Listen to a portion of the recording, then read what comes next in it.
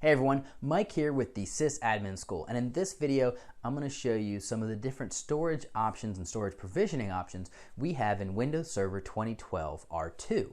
Now, starting with Windows Server 2012, Microsoft made some great changes into how we can use and provision the storage that we have on our physical server. So let's get right into it. So here I am at my new freshly built Windows Server 2012 R2 server.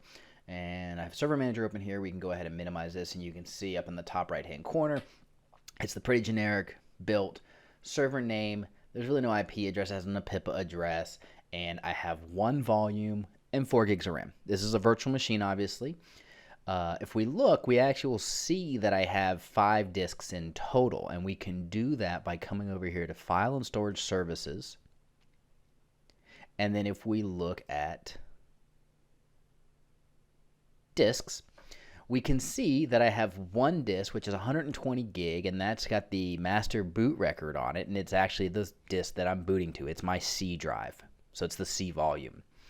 And I also have 4 additional disks, each one with a size of 20 gig, and they're all offline. So in previous version of Windows, we could utilize all these disks and create some sort of type array, but Server 2012 and beyond actually make this a lot simpler and a lot more convenient for us. So the first thing that we need to do to utilize these disks is create what we call a storage pool. And this is basically exactly how it sounds. It's a pool of disks that are used to then create other disks and volumes out of it. So here's our storage pool, and you can see what we have is the primordial pool. That's the only pool that we have in here, and that has all of our 20 gig disks, so the 4 disks that aren't being used. And the primordial pool is a default pool. It's basically what Windows Server 2012 puts all the disks in when there's no other pool. They're not part of a pool, so they are added to the primordial pool.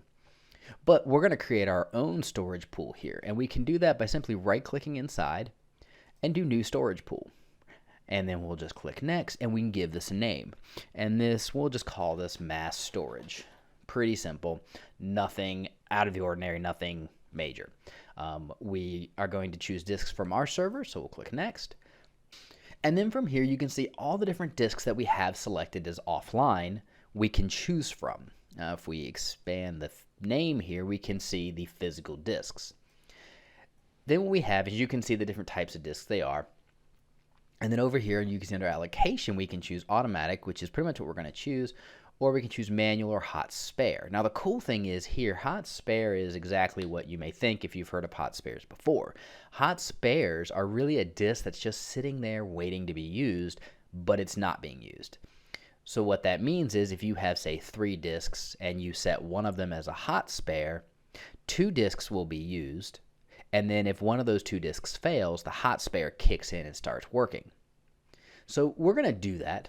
We're going to go ahead and we're going to let's set disk 3 as our hot spare, but we're only going to add the first 3 disks.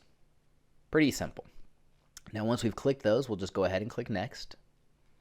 It's going to kind of confirm all of our options here. We have 3 disks set up, 2 are automatic, 1 is a hot spare. And then we'll click Create. And it's going to go through all the information. It's going to create the storage pool, add our hot spare in, update our cache, and then we're going to have our storage pool all allocated.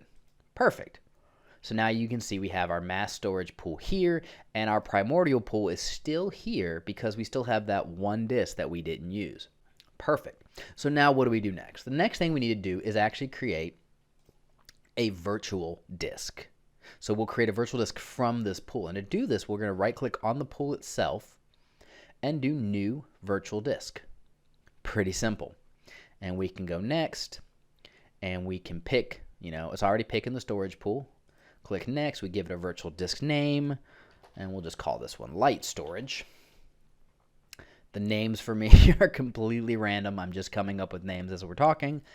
And then I go Next, and now I can come up with some different ways of doing this. So simple is basically it's going to stripe the data across all the disks. No big deal. It's a little more fault tolerant than just 1 disk, but it's a little less fault tolerant than if we say did mirror.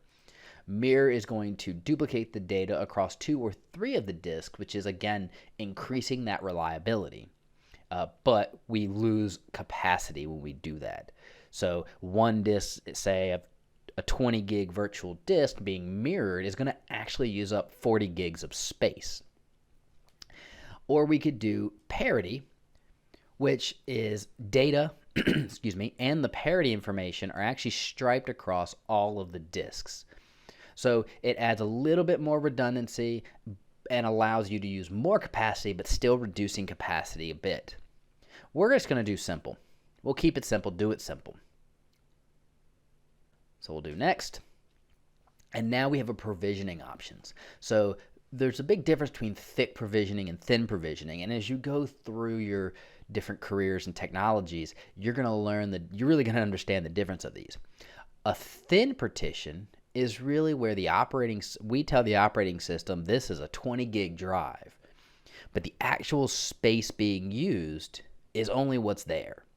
So to give you a better example, if we create a drive that say is 20 gigs, a virtual disk that's 20 gigs, but we thinly provision it, it's only going to take up initially a few meg on the actual hard disk space itself. And then as we add stuff to it, the physical size of that drive is going to grow until it hits what we've told it can have, which is 20 gig. This is great when you want to offer up more space than you may want initially. We're fixed. If we say we're creating a 20 gig drive, it's going to automatically allocate all 20 gigs to that drive. In most situations, thin is the way you want to go. You want to make sure you don't over allocate your space, though. You don't want to give thin drives a gig worth of data when or a gig worth of size when you only have, say, 700 meg. Now I'm talking in really low numbers here, but you get what I'm kind of getting at here. So we're going to do thin just because thin is more typically what you're going to see. There is a slight overhead as that drive expands. It's not much, but there is a slight overhead. So you also want to maybe consider using fixed depending upon your workload. If your workload is something that is write heavy or is SQL, more like a SQL database or some form of a database, then you may want to do fixed for that because you don't then have that overhead. For this, we're going to choose thin, and then we're going to specify our size. We're going to just make it, we're not going to make it too big, so we'll just do a 10 gig drive. That's pretty standard, pretty simple. I'm going to click next. Again, going to go through all of our confirmation here. Mass storage is our pool name. We have 57 gigs free in that. Light storage, storage layout simple, provisioning's thin, and requested size is 10 gig. So now I click create. It's going to go through. It's going to create my virtual disk. Perfect. And then you notice down here at the bottom, there's this check mark. Because once we've created the virtual disk, we now have to create a volume. So we've created the virtual disk, and it automatically checks this box saying that we're going to create a volume once this wizard closes, which is exactly what we want to do. So we'll click close here, and the new volume wizard immediately pops up.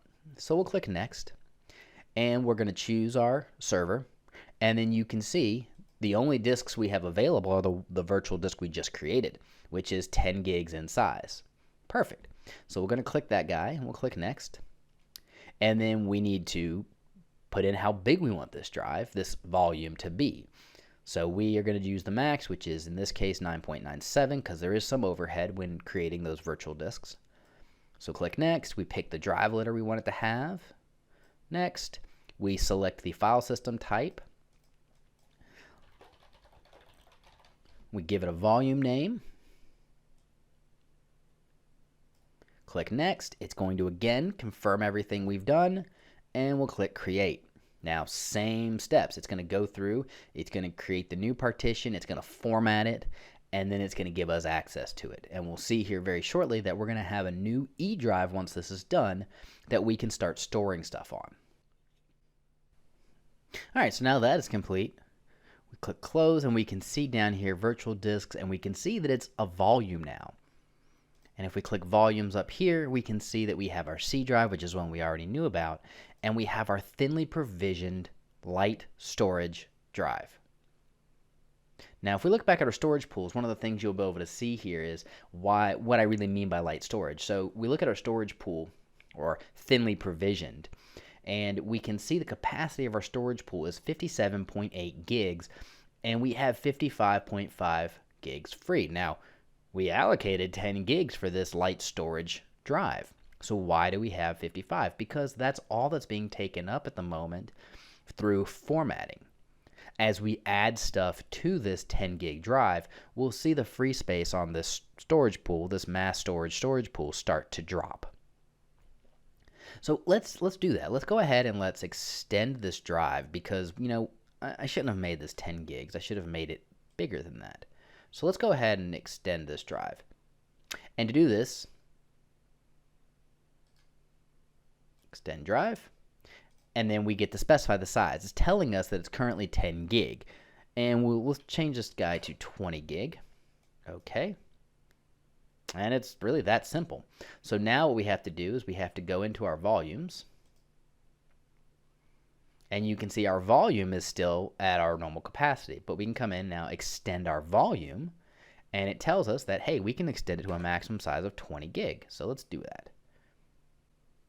Now we can see that our volume is at 20 gig, and if you really want more confirmation, we can go in and we can see still now that our light storage volume is at 19.9 gigs free.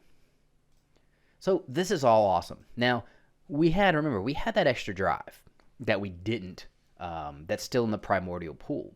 So this is what I wanted to show you that's really cool, is if you have a physical server, and say you bought it with 4 drives, one's the OS drive, and then the other 3 you've created into a mass storage. Well, say you need more storage, and you've got space, so you add another drive to the server. It will pop up like this in this primordial pool. Now what we can do, which is great, is we can simply right click on our storage pool and do add physical disk. And it's going to pop up, and it's going to show us any physical disk that we actually can add. Now in this case, we only have 1, which is fine. We knew that. So we'll go ahead and click that guy and click OK.